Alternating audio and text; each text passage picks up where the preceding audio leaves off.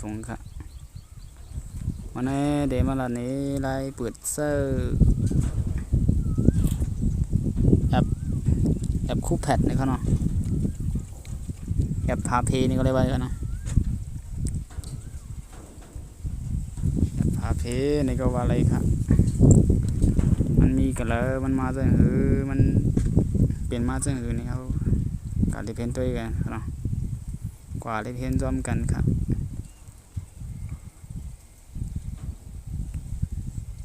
วันนั้นสุดที่ลันนี้เครื่องก่อนค่ะนะว่าซื้อมือถือจะไหลตีดับมีนี่ครับเนาะมันจะไว้หมดเลยนะเป็น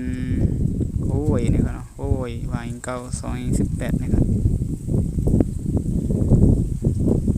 ได้ซื้อแอปกู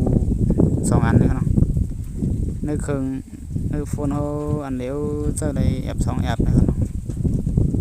จะมีช่างอะไรนี่ครับใจด้วยช่วยเขาได้ในการตั้งค่าเนาะสติ้งในหมักโลนะครับเคยหมักโลนะครับเข้ามาตัวนั่นเลยครับนี่ครับนะแอปและการแจ้งเดินในเขาเนาะเขาด้วยครับก็เป็นดิกอังกฤษก็ที่เป็นทั้งเที่ยงครับนะปะต้องเอาว่าเป็นห้างที่เป็นห้างนี่ครับนะเขาได้ครับเข้ามาในนาเนี่ยครับนะเข้ามาได้ที่หมาย5ครับ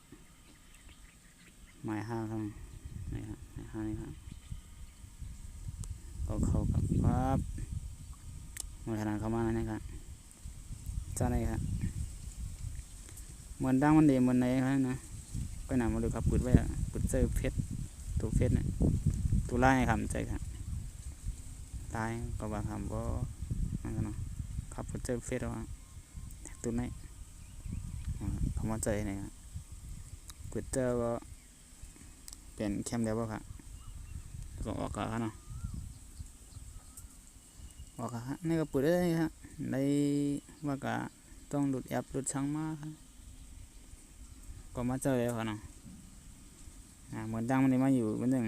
ชื่อดังในครับนะเป็นเขาขึ้นมาตัดเก็บไว้ในครับเขาได้จัดเก็บไว้ในครับเก็บไว้ในเขาด้วยครับนะครับจะทันมีไว้เฟซครับเนาะอันตั้ง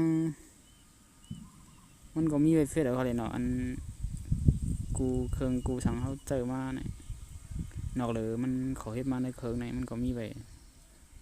มันซึ่งตรงนั้นมันก็มีไว้ครับเนี่ยในได้ขับรถมาครับมันไปก็เขาเนาะเขาย้ำใจกันเป็นตัวนี้ครับแล้วก็นอกเลยนั้นมันขาเปิดเมื่อกี้ครับนะก็เป็น2 ตัวนี่ครับมันเดี๋ยวแจ้งเดี๋ยวรัดนี้ว่าเป็นตัว2ครับเนาะ2หันฟังด้วยกันนะครับ2ก็หมายถึงว่า2 แอปครับเนาะแอปเมื่อกี้ตัวเฟซเมื่อกี้เฟซบุ๊กเมื่อกี้นั้นมันเป็นตัว1นะตัวนึงตัวเขาหลุดมาใจกันเลยอันย้ำใจกันก็การ2นี่ครับนี่ว่าเขาเปิดใจเรื่องแอปพาเพย์นะแอป2เอาเข้ากับให้นี่ฮะเลยเขาได้เข้าไว้อะไรนะเขาไว้เจ้าอะไรมันให้ไหนครับเจ้าอะไรเหมือนกันหมดนี่ครับเนาะครับแล้วก็มี Gmail อีเมลaccount ทางเชียงเขาก็ใส่เข้ากันมันก็ได้ย้อนมาเหมือนที่เขาติดตั้งเพชรเขาจะในเรียกอะไรเหมือนเขาเนาะเราก็ไล่เจอเหมือนกันนี่ครับในก็ปิดเจออะไรเหมือนเก่านี่ครับนี่ก็มีจะไหนเขาเนาะ เป็นช่ำครับเครื่องเหลวในโฟนมือถืออันเดียวเจ้าได้2 แอปนี่ครับเนาะเอาเราได้ว่ามันช่ำนะมันเรียนในสองไอคอนสองเฟสนี่ครับเนาะแต่เฟสหนึ่งเขาเคยเรียนส่วนตัวคือเขาเคยเรียนหาติดต่อเพิ่นที่ไหนเนี่ยเขาเคยเรียนการค้าการขายคือในเขาเฮ็ดอะไรกัน